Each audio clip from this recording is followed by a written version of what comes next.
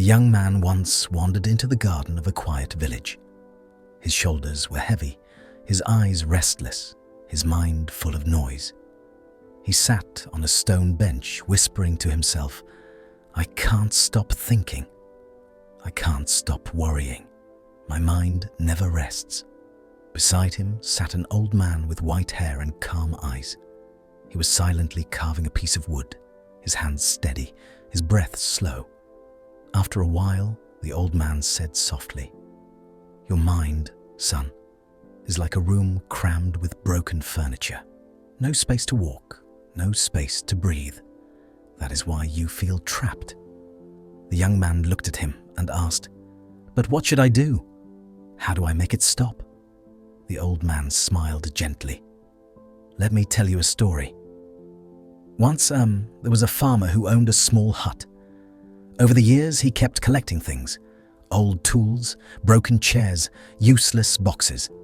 He believed one day they might help him. But soon his hut became so full that he had no place left to sleep. He could not move freely. One day a storm came. His roof started leaking, water poured in, but he had no space to even fix it.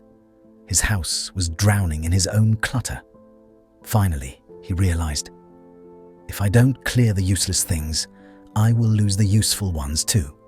So he emptied the hut. Piece by piece, he let go of what he didn't need. And once it was empty, he had space to live, to breathe, and to rebuild. The old man placed the carved wood on the ground and looked at the boy. "Your mind is that hut. You fill it with fear, regret, worries, and doubts, thinking they might help you one day.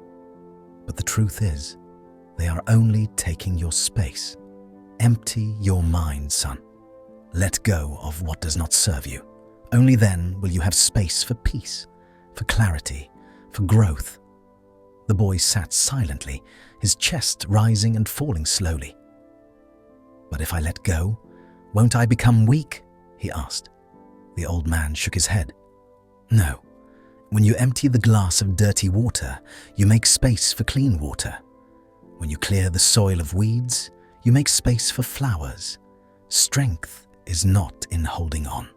Strength is in knowing what to release." The sun was setting, painting the sky in gold. Birds flew overhead, free and light.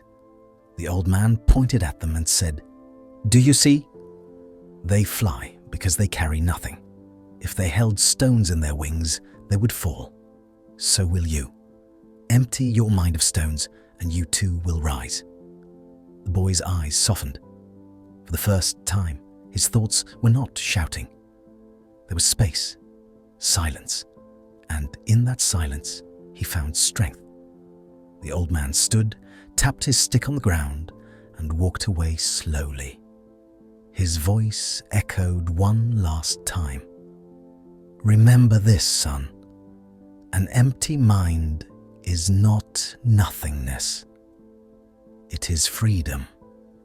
It is the beginning of all wisdom."